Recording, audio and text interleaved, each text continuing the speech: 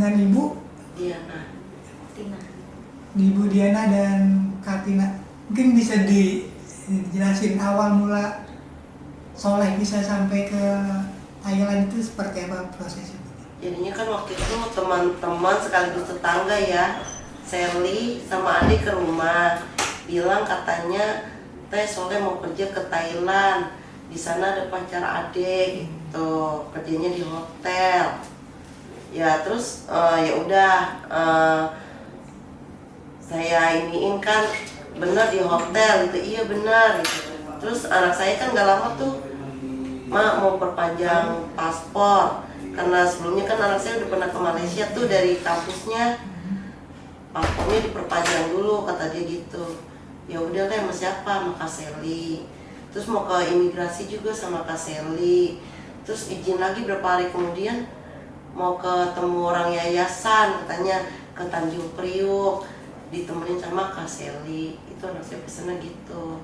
Tapi waktu pertama kali izin mau ke Thailand, Ibu ada curiga atau nggak sama sekali? Nggak ada lah, saya pikir kan Sally itu udah kayak keluarga bagi saya, orang tuanya juga akrab, nggak ada curiga apa-apa. Berarti emang Ibu juga awalnya mendukung lah ya, Iya. Soleh ke sana. Iya, kalau ke Thailand ya, karena mereka ngomong kan ke Thailand. Kalau taunya ke Kamboja ya saya nggak bakalan ngizinin, Mas. Tapi pas sebelum ada tawaran dari Sally ini apa ya? Soleh pernah ngomong nggak kalau dia pengen kerja di luar gitu atau seperti apa? Dia juga ngomong, Mas Soleh mau ke Thailand gitu, kerja di luar. Sebelum ditawarin atau Iya. setelah ditawarin? Sebelum Sally sama Ade ngomong ya, anak saya udah ngomong duluan. Gitu, oke. Tapi emang Soleh ini dari awal emang safe atau seperti apa sih Bu? Iya, chef, dia apa aja. Orang temannya bilang Soleh mah termasuk kreatif tante, apa aja bisa, masak bisa, bikin roti bisa, ngupas buah bisa, kreatif di tangannya. Oke. Berarti kan ini Soleh anak pertama dan mau kerja keluar kan berarti dia ada motivasi tinggi buat nyenengin ibu, adik-adiknya segala macam. Emang waktu itu kan posisi bapaknya lagi katarak tuh ya, nggak ngeliat sebelah matanya. Terus dia ada adiknya tuh yang SMP sempat putus sekolah karena adiknya itu kan nggak mau negeri tuh, maunya yang swasta. Kalau swasta kan kita bayar ya Mas, karena MTS di situ kita ngambil yang terdekat. Terus saya nggak bisa masukin, terus dia bilang gini, ya udah Rul, nanti lu abis lebaran dah masuk sekolah, gua kerja. Udah kan lumayan tuh udah sebulan, ibaratnya ya 18 Februari dia berangkat kan, pas udah habis lebaran ibaratnya udah sebulan lebih anak saya di sana gitu. Tapi pas berangkat ada raut aneh atau yang aneh-aneh gak sih dari Soleh? Kalau feeling saya sebagai orang tua, biasanya anak saya kan ceria tuh, dilihat mukanya kayak tegang gitu, gimana gitu. Firasat saya udah jelek, kok ini anak berangkatnya nggak gembira banget gitu. Sampai akhirnya Soleh berangkat, itu ibu masih support atau udah ada kayak feeling gak enak gitu? Biar piring saya nggak enak, tapi di depan anak saya tuh saya pura-pura ceria, Mas. Saya nggak mau kan, tadinya kan udah saya nggak larang, cuman karena dia pengen. Kan kalau kata Ustadz mak, kalau anak kemana-mana restuin aja, jangan dilarang-larang, karena anak kita kan udah nekat, udah ada tekadnya udah kuat banget gitu, dia pengen kesana. Ya udah biar saya ini juga tetap saya iniin, restuin, biar piring saya nggak enak saya nggak ucapin depan dia. Apa yang contoh feeling ibu nggak enak tuh yang seperti apa? Pokoknya waktu dia belum berangkatnya kan ada, saya kayak mimpi tapi nyata, ada anak kecil masuk ke dalam kamar dia tuh lewat saya. Anak kecil itu pakai baju putih, celana putih itu. Terus 18 Februarinya itu kan dia ulang tahun, 8 Februari apa? Iya, dia ulang tahun. Dia minta beliin kado koper, dia buat berangkat kan, tuh warnanya abu-abu. Biasanya tuh kan dia selalu ngargain pemberian teman. Nah itu koper itu nggak dipakai, dia pakai malah koper yang bekas orang pakai warna oranye. Feeling saya kok kenapa pakai warna oranye itu kan kantong mayat. Feeling saya gitu Mas, pikiran saya udah yang nggak karuan dah gitu. Cuman saya kagak berani sama ngomongin ke dia gitu ya. Waktunya mah masukin baju Soleh, udah saya masukin. Tapi sebelum Soleh berangkat, ibu sempat ngobrol gak sama Sally? Sempet. Apa kata dia? Ya udah teh, tenang aja, di sono kan ada pacarnya Kak Ade. Entar juga Sally sama Ade nyusul, cuman kan ini Soleh duluan yang dipanggil gitu. Tapi Soleh pas sebelum berangkat tuh udah cerita gak sih? Dia bakal kerja apa, berapa Iya, lama gitu segala macam. kerja di hotel, bahkan dia minta itu apa sih, bawa ijazah D3-nya kan. Terus minta bawa iniannya tuh yang buat masak, apa sih namanya? Iya, apron dia. Berarti emang Soleh sebelum berangkat tuh ya walaupun gestur berbeda tetap kayak semangat itu ibu buat berangkat Iya. ibu. Pokoknya saya mah nggak ini dah, orang dia minta bawain apronnya sama baju chef dia ya, mak baju Soleh, baju chefnya bawain ke satu aja gitu.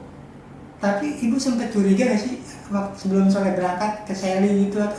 Kan belakangan kan ada kasus-kasus yang kayak gini juga kan. Kata saya mah nggak ada niat jelek pisan sama Sally. Saya pikir dia bener-bener nawarin anak saya kerja bener di hotel gitu. Nah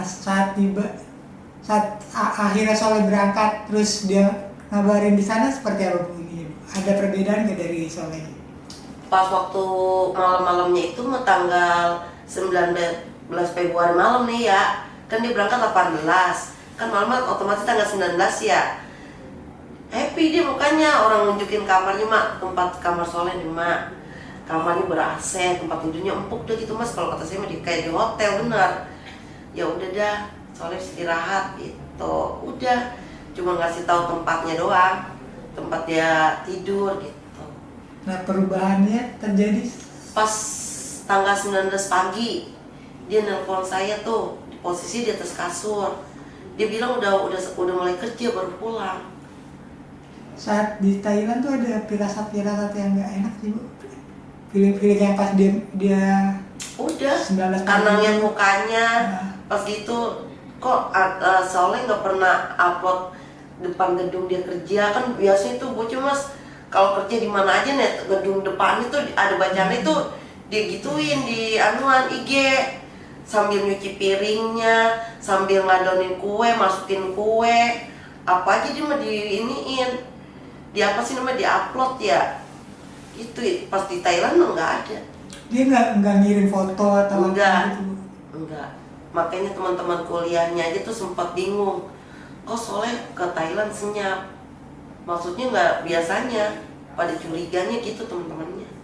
Nah, ini soalnya kan bisa dibilang singkat ya sebelum akhirnya meninggal di Thailand. Nah, perasaan ibu sama Teteh mungkin seperti apa sih? Apa kecurigaan-kecurigaan apa sih yang ada di pikiran kalian?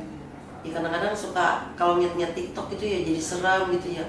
Ya Allah anak gua diginiin kali gitu ya, gitu doang. Pikiran saya jadi sedih banget, ya Allah anak saya diginiin kali.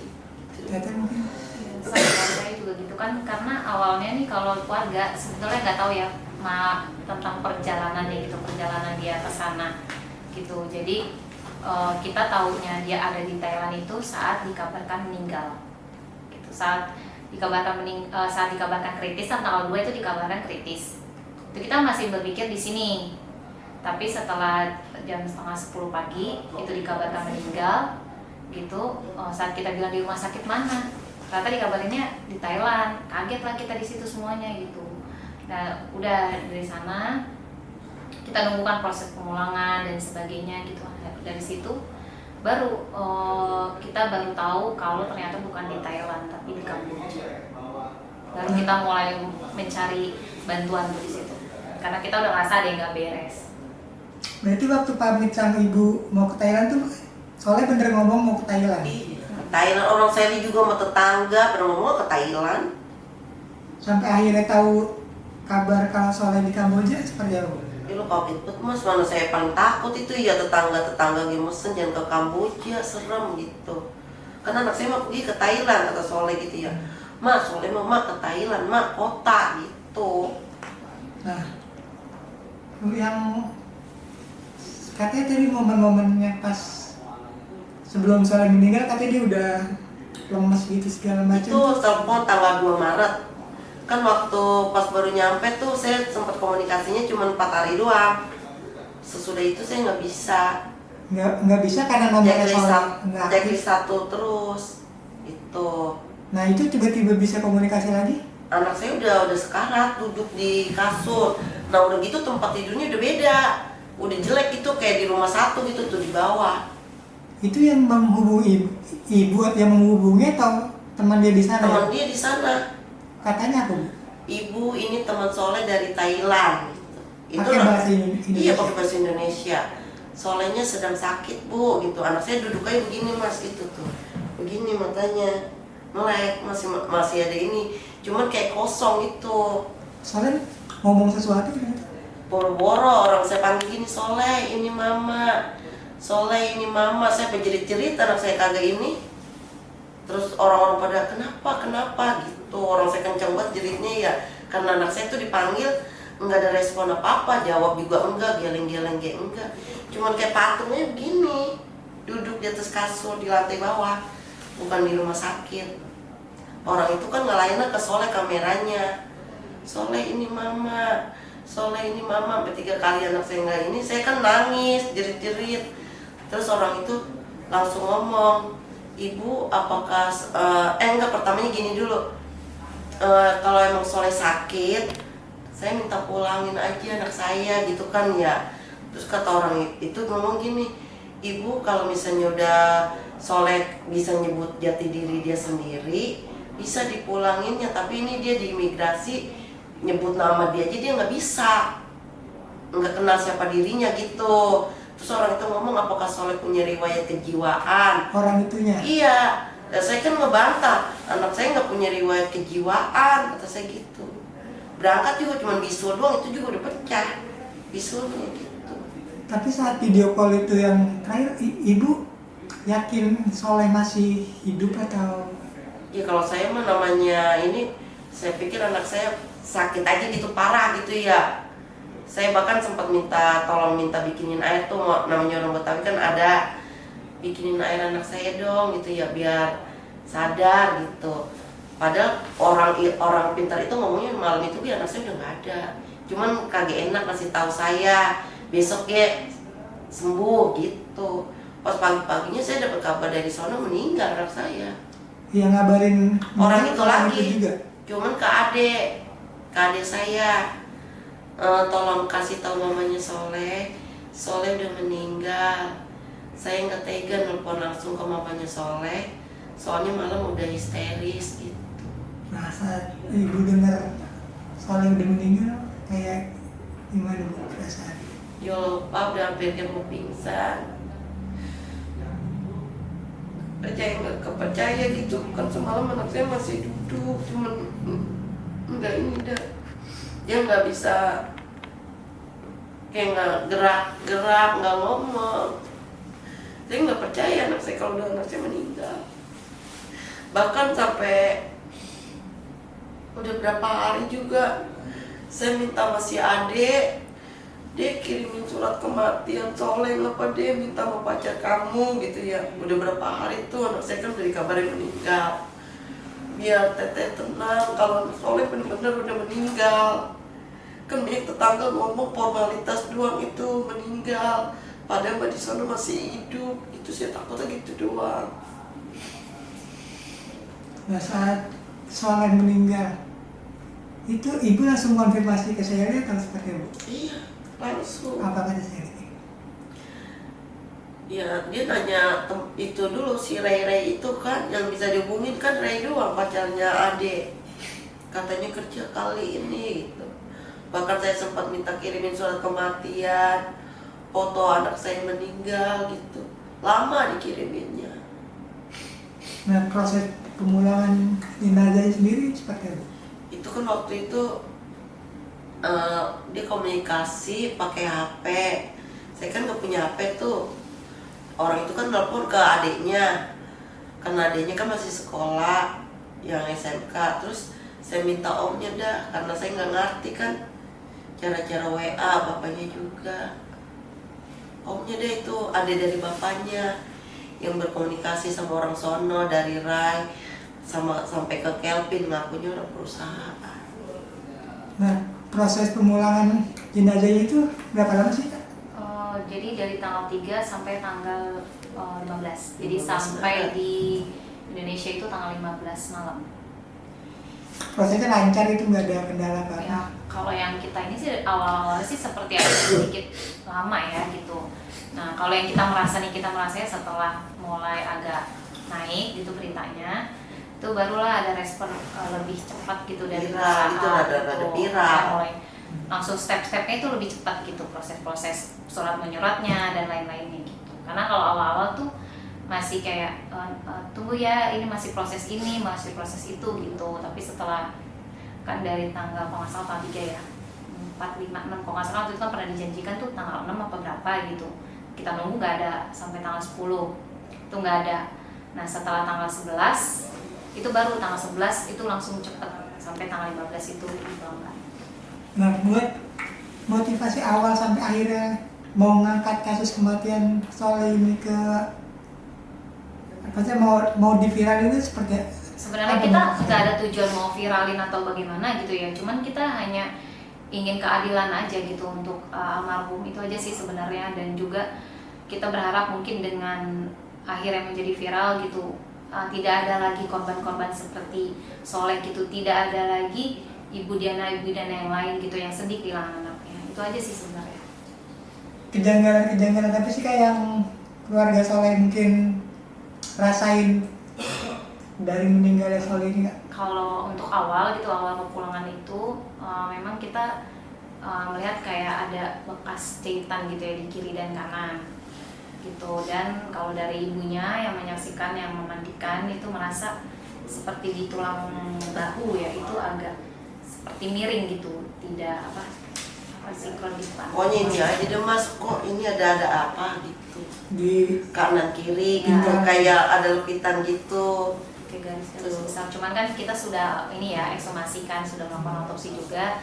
Dan dan kebetulan saya juga yang melihat secara langsung saat sudah diotopsi dan organnya dikeluarkan gitu, memang tidak ada jahitan. Dan itu pas saya pastikan lebih detail lagi, cuman memang ada garis tebal memanjang gitu. Saya lupa ada 4 atau 6 gitu, tapi itu agak tebal. Jadi kalau misalnya kayak ketekan atau apa gitu sih saya masih agak meragukan. Cuman memang bukan jahitan, cuman kita sih yang mempertanyakan itu apa itu aja sih. Dan untuk organnya sih lengkap ya gitu, dan tidak ada yang seperti di pemberitaan kalau organ Soleh itu hilang, itu tidak. Oke Bu, sosok Soleh sebagai anak itu seperti apa sih Bu di rumah dulu? Ceria banget Mas orangnya, makanya pas dia di Thailand itu dia nelpon kayak gitu, saya perih banget hati saya. Nah setelah Soleh nggak ada, apa yang hilang di rumah Bu? Itu keberisikan dia nyanyi biasanya. Jadi anaknya tuh kalau bahasa kita Ceria. pecicilan. Adik-adiknya mungkin ada ngomong seperti apa gitu? Iya sepi, nggak ada Bang Soleh, sepi ya. Biasa kan dia paling jahil gitu, nyanyi berisik banget. Dia mah. Oke, mungkin terakhir harapan dari keluarga nih dengan kasus Soleh ini seperti apa sih Bu? Iya, biar nggak ada Soleh lagi yang dibohongin kayak gini. Ya, kalau dari saya sih, saya berharap semoga kasus ini bisa dituntaskan gitu. Dan untuk yang berwajib untuk bertanggung jawab gitu ya, saya nggak mau nyebut nama kalian gitu, pokoknya yang harus bertanggung jawab, saya berharap kalian bertanggung jawab gitu. Apa yang sudah kalian lakukan ya harus terima konsekuensinya, gitu aja sih. Saya juga berharap kooperatif, gitu aja. Ada ya, mungkin ada ke teman-teman Soleh yang ngajak ke Ya itu tadi untuk 2 orang itu.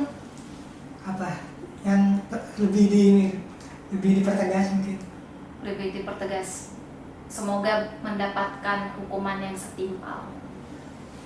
Karena kasusnya udah jalan di Polda juga. Kalau mungkin ada gitu ya, mungkin dikasih privilege gitu sama Tuhan, saya mau apa?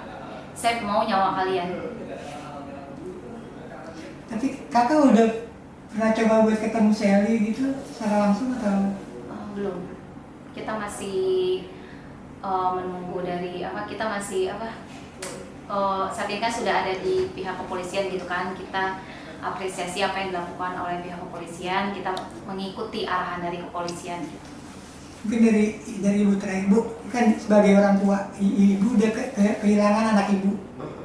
Nah, pesan ibu buat orang tua lain biar nggak jadi kayak Soleh gitu seperti apa, Bu, mungkin mau disampaikan? Ya saya bingung juga ya, karena saya juga kan Tadiana karena nganggap Sally udah kayak keluarga juga, ngajak kerjanya ke Thailand, bahkan dia mau nyusul. Saya bingung juga ya, ngomongnya udah gitu kan kerjanya di hotel Thailand bukan Kamboja.